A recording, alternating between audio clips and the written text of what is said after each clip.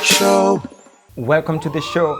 Imagine waking up one day and losing your entire family, and you're the only one that survived to tell it all.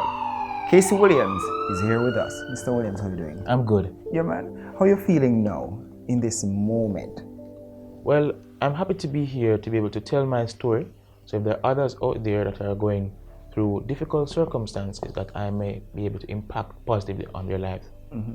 You know, the background that I know to your story, I'm trying to wonder, where do you get the positivity from? Where do you get that positive feeling from after knowing of the tragedy?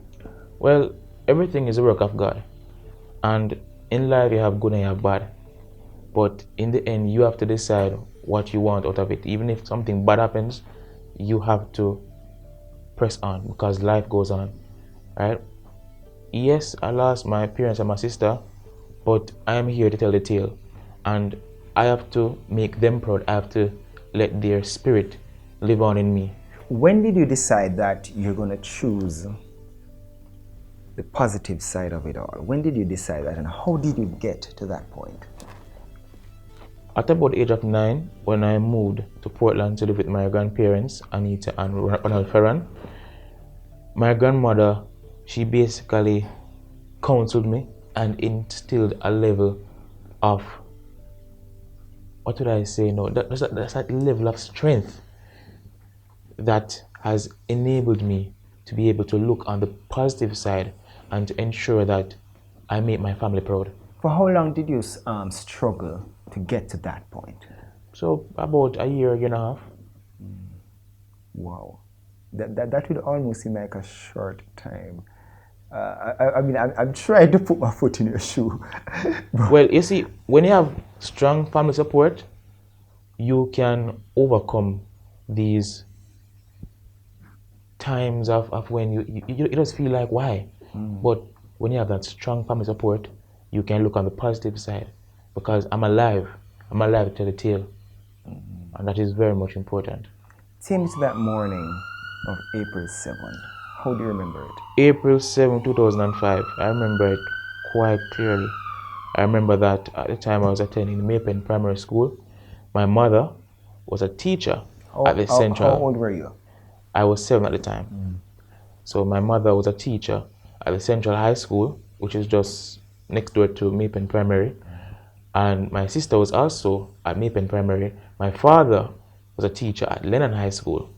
So what happened is that we lived in a community called Goshen in the Moko area, and my father decided to take us to school, and then he would return to Lennon. So upon reaching a section of the Four Paths main road in Clarendon, I can recall that the radio was playing, and there were about 6 vehicles coming in the opposite direction. A Toyota Corolla sedan, it just overtook the line of traffic. My father saw what's happening. He pulled off the road onto like a soft shoulder, almost like an entrance to a complex as well, and he stayed there. But everything happened so fast. I can just remember that the other driver lost control. They called him 5 minutes, not 5 minutes, 5 minutes. And he just collided into our bus. It was a Toyota. It was a taxi? Yeah, it was a taxi that collided into our vehicle, a Toyota Hiace. And I can remember the radio just flew right out, and I could see the sparks, the gashes right there. That's the radio from your car? Yes, the radio. Yeah, and the impact, my head just went forward and hit into the back of my father's seat. And I can remember my sister, she was sitting beside me. I had my seatbelt on. How old is your sister? My sister at the time, she was 10. She didn't have her seatbelt on, because she was doing some schoolwork and she wanted to write neatly and so she didn't have it on at the time, and as a result of the accident, it threw her forward, and Alrick, she basically folded like a ball. Her head was literally between her feet, and she was just crushed, broken bones and everything. My mother, she was sitting across from me to the front. I remember that I could see her head down like this. My father couldn't see him because he's straight in front of me, and the seat is there blocking my vision of him. And I can remember that there were persons out there early in the morning at a bar, and they left from the bar. We're talking about like what time in the morning? So probably near 7 o'clock, so somewhere there. I can remember men rushing from the bar. One man came around to the door to the back, and he basically thumped out the glass and somehow be able to unjam the door and came in, saw that my sister was unconscious and saw me, lifted me up, passed me through the door. What was happening to you? Well, I don't remember which eye it was at the time, but I couldn't see well out of one of my eyes, and that eye was just pure white. Plus everything was white in that eye. What I remember, just passed me out to the door, and by this time it was a long line of traffic, and everybody was talking about a Willie, you know, a Willie son, teacher Willie and everything, because both of my parents were math teachers. And they rushed me to a white Toyota Caldina. I remember even that much. The passengers out in that vehicle came out and they put me in, and the driver rushed me to hospital. And I can remember I entering the Mapen hospital, and the horn was blaring, and he got in and rushed out and said accident, and they came out, took me out of the vehicle, and they rushed me into the hospital. And I can remember, like a few moments afterwards, my father came in. His face was full of blood, like you could only see his eyes. And he said to me that everything was going to be alright, but everything wasn't alright. Everything wasn't alright. By that time, my mother and sister, they died on the scene and just basically pronounced dead at the hospital. Were you aware that they died on the scene? No, but it was afterwards. My father, he fought a fight, but less than 2 weeks after he passed.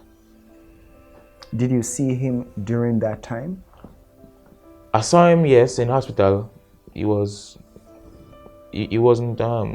conscious. He was in a coma. So I visited him. Everybody says a miracle as to how I was able to survive. A lone survivor. Even the person that caused the accident, he died. Drivers, you just have to be careful on the road. Don't just drive for yourself. Drive for others. All right, we take a break. When we come back, we continue our conversation with Kasey Williams about losing his entire family at age 7. Alrick Show. Welcome back to the show. We continue our conversation with Kasey Williams, the only survivor from a motor vehicle crash that claimed the life of his entire family on April 7, 2005. Kasey, how did the trauma from it all affected you mentally? Just the thought that everyone else around me, you know, they have the parents, and you can see mother and the father, and you know, and mother and son and everybody, and then other persons, they have the sister, everybody have siblings, and then me, I don't have any siblings alive, parents gone, so it affected me like that. But my grandparents, my grandmother and my grandfather, they became my parents. So big parents. So they basically instilled everything in me and grew me into the young man that I am today. What was that transition like? I mean, you live with mom and your dad and your sister, but now you have to move to Portland to grandma and grandpa. What was that transition like and adjusting to it? All right, so a point to add is that for a short time after the accident, I had moved to live with my uncle and his wife, my uncle Mikey and his wife Aunt Charmaine, in Mineral Heights. I spent some time there, and then a decision was made that I would go and spend time with my grandparents in Portland, and then I became to love Portland. It's a very beautiful Portland parish. Portland is nice. I love Portland. Favorite parish. So even though I was born in Manchester, I consider myself to be from Portland. Portlander. Yes, from Portland. And even as such, while being there in 2013, I started my own social media platform, Portlanders News. Well, how did you reflect on those moments when you shared with your parents? What are some of the fun times you remember? Alright, so being in Drapers in Portland, I would basically be home, and sometimes when I want to reflect, I take up the album. I'm just looking on the photos and I'm just reminiscing on everything. And I can remember some of the moments from the pictures. And sometimes you smile, sometimes you cry, and sometimes I might just call my grandmother and say, "Grandma, look at this," and we can laugh. Parents, ensure that you have a great connection with your child or children. No matter if the mother and the father, they are separated or whatever. Be there for your child.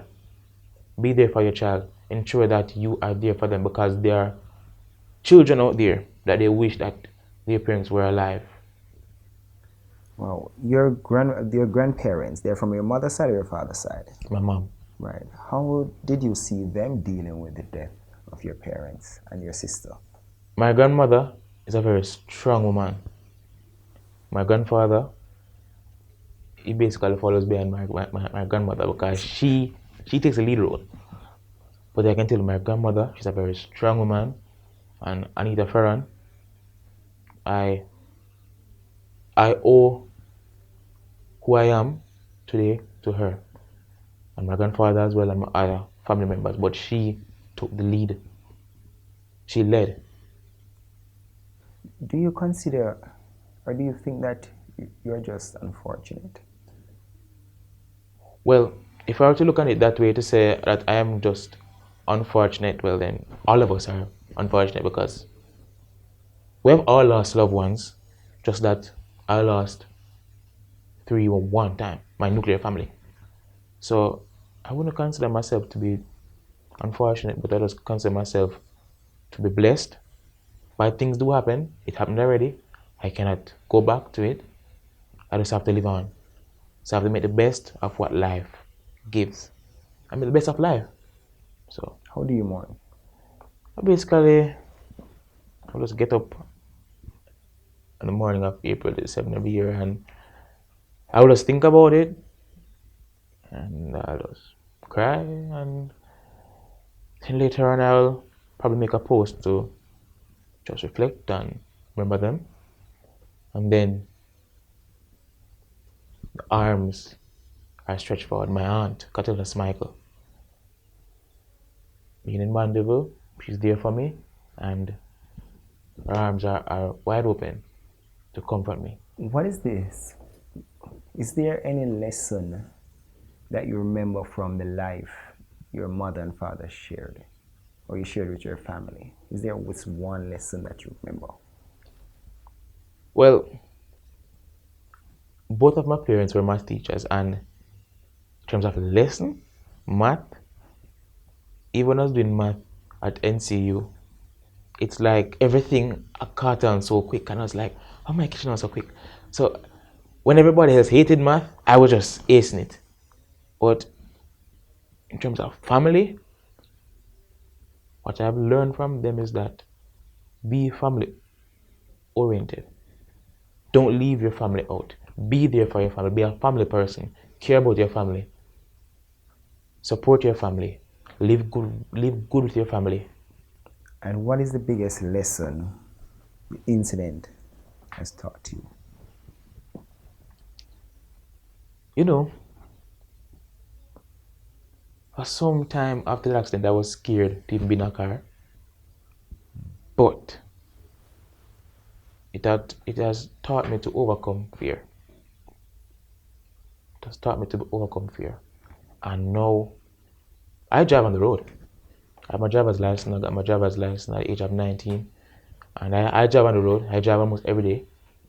But it has taught me to be very careful. Don't just drive for myself, drive for others. Mm-hmm. Yes? Mm-hmm. Well, now, but you're now a journalist. So, in terms of that part now, right. I am a freelancer for now, because I'm at NCU, right. and I have to go to class, and so I basically freelance. I write for the Jamaica Observer there in Manchester, and I also, from time to time, do reports on radio. So at NCU, I'm a final year communication studies student, and my emphasis being journalism. And big up to DCS, Department of Communication Studies. And I'm also the current male Burgundy jacket holder. What does that mean? So I wear a jacket, that's burgundy, the department's color, but that jacket symbolizes responsibility. Responsibility in leading my peers in the department and making decisions that will positively impact them. All right, we take a break. When we come back, we continue our conversation with Kasey Williams. Alrick Show. On April 7, 2005, a deadly car crash happened when Kasey was just 7 years old, taking the lives of his father, mother, and sister. Kasey, what motivates you today? My passion for journalism, because being able to tell the story of others is very much important, and that is what drives me. That's what motivates me. Have you been sharing your story with others? Yes, I have. The majority of my peers at NCU, they are aware of my story. What's the reaction like? They're like, are you serious? They're like jaw dropping, like, you serious? Why do you think their reaction is usually like that? Is it because of your strength? Yes, they don't see that weak side of me coming out. I'm a person that I don't give up. If I have something to do, I get it done. And sometimes I am a one-man army. So if there's something to be done, I'll get it done, especially if it's very much important. Do you think that you're still working hard to please your parents or to honor them? Yes, because the legacy must live on. Tell me a little bit more about your grandparents. So, Anita and Ronald Ferran, you see, What do they tell? What are the stories they tell you about your family? they tell me a lot in terms of even when the first time I met my father and my mother brought him home and everything and the whole reaction. And it's just amazing, you know. The family support. And even my father, what I know is that he has always been a family man and he loved traveling.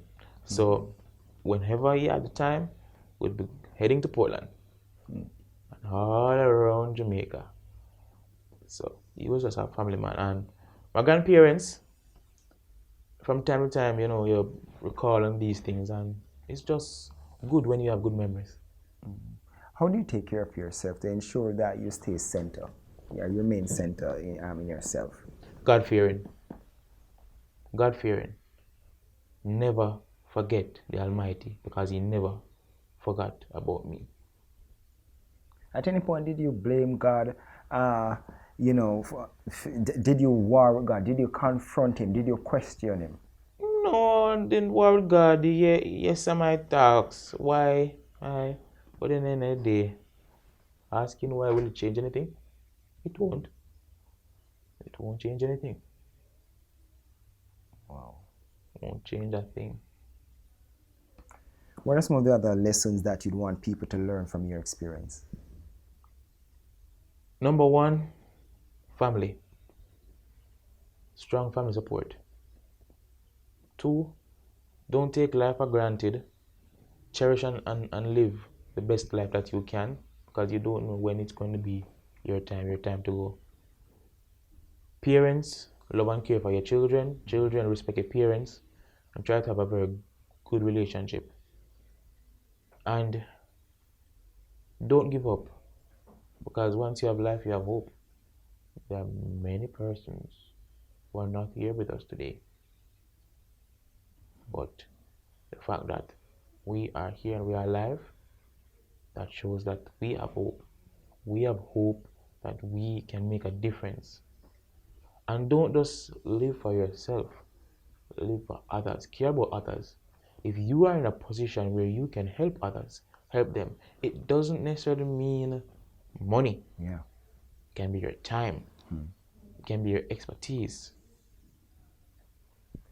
You spoke about earlier going through an album, going through the photos and stuff like that. What does that do for you? It just gives me peace of mind. Sometimes you have to look at where you're coming from. Look back at where you're coming from, where the journey began, so that you can know that you're strong. Right. You know? So it just gives me a peace of mind. And I can remember over the Christmas break, I was in Portland, I took up that album and I sat and I went through it. Your little sister, how do you remember her? Kayla, my big sister. Oh, your big sister. Yes, because at the time she was 10. I remember her has always been happy, even though I was troublesome. Gave her a lot of trouble, but I mean, what are little brothers and little sisters for little siblings? Right. So yeah, I do miss her. I do miss her.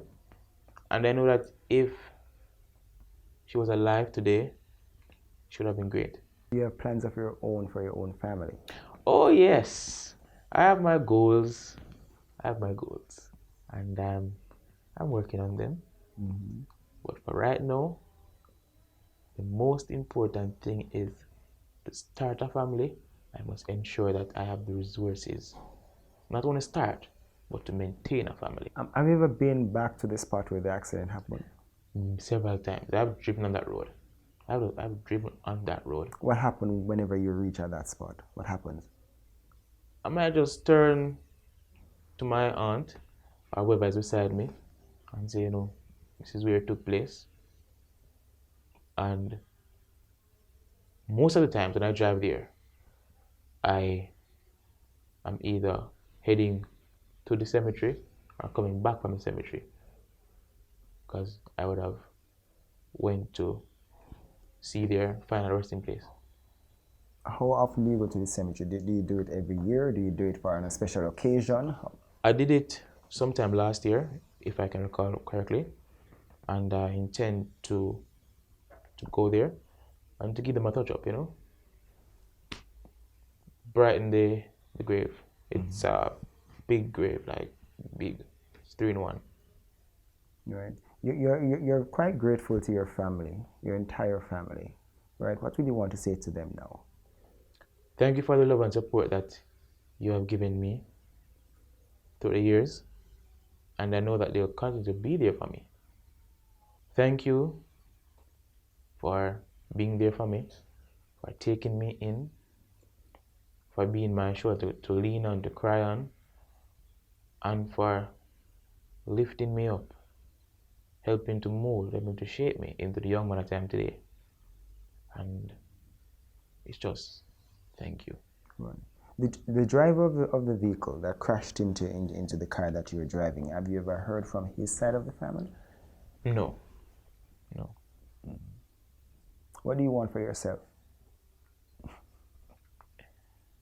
I just want good health and wealth, as well as wealth is important, as well as the health. happiness. Right.